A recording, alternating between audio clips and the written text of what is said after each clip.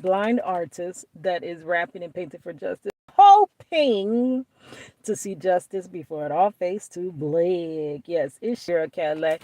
Anyways, this is take two of this. I have some little notes from January the 4th, 2024, and I want to try to get through them a little bit cleaner than I did the last time, girl. Okay, so today I am dissecting the cliche phrase, we are family and we need to stick together. This is always said whenever you're trying to come to me. I don't like disagreements. I like to try to hash it out. Most times I'm going to ignore it. I'm going to overlook it. I'm going to say, is that even large enough for me to even address? But after a while, I get tired of doing that. And when I don't address it, it's alerting you that what you're doing is okay, right? So when you do try to address it, to squash it so we can move past it, this is what people love to tell you. Okay, so we are family. We need to stick together. This is the go-to phrase when there is any type of argument or disagreement. Most times, this phrase is thrown out as a way to just trump the dispute. But when this blanket statement is just thrown out, it's like putting the dispute in freeze mode, and a true resolution is never arrived to, and is sure to arise again later. I do believe that true love of family should be quick to resolve disputes, but it also is not afraid to correct family members when they are truly in the wrong. I don't know about all families, but this is how my family functions. Well, dysfunctions.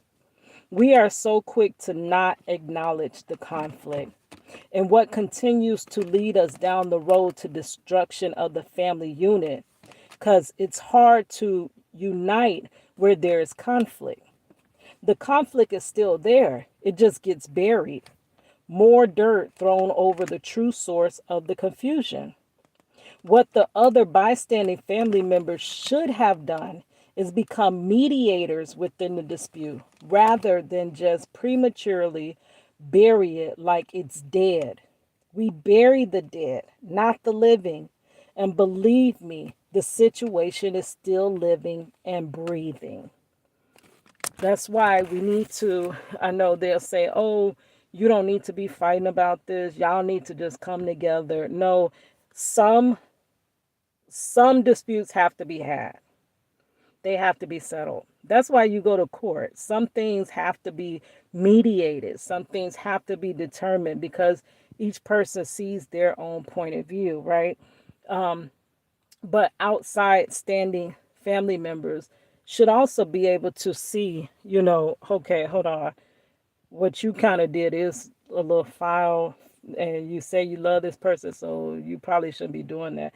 Like, we really need to acknowledge those things, bring out that evidence. Okay, hold on, but you kind of did this to that person, and that's not cool. Like, if I love you, I should be able to tell you that. I should be able to. Love does correct.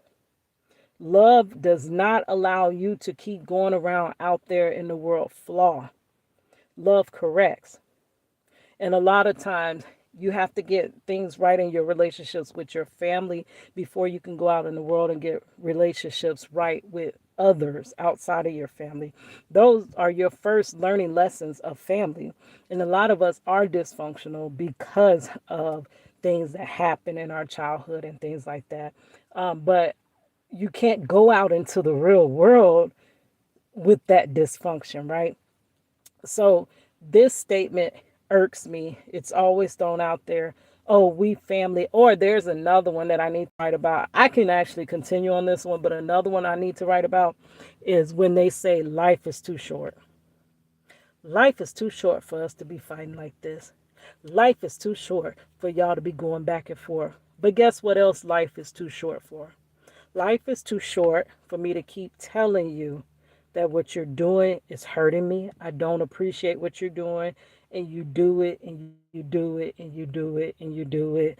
And you're not trying to change what you're doing. My life is too short for me to keep enduring mistreatment that I don't deserve, right?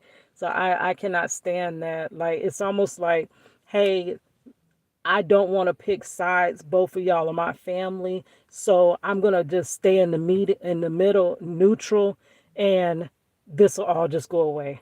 But the whole situation never goes away until addressed. You have to address it. You have to correct it. You have to hear both sides. Both sides have to be able to get out what they need to say, and then it could be settled. You come to agreement, you set up boundaries, and then we move past it. But yeah, that, hey, we need to just get along because we family. We need to come together.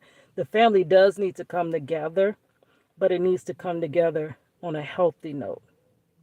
We don't need to come together and just always excuse the mess that you bring to the family, right? We need to come together, and we're a better unit together when we're whole and healthy and really. All right, guys. I'm about to go hang out with my little nephew, niece, nephew, my daughter, my sister, and my little grandbaby. So, yes, and teach this next generation how to solve so they don't get so stuck in their ways and stuck in life like we have become.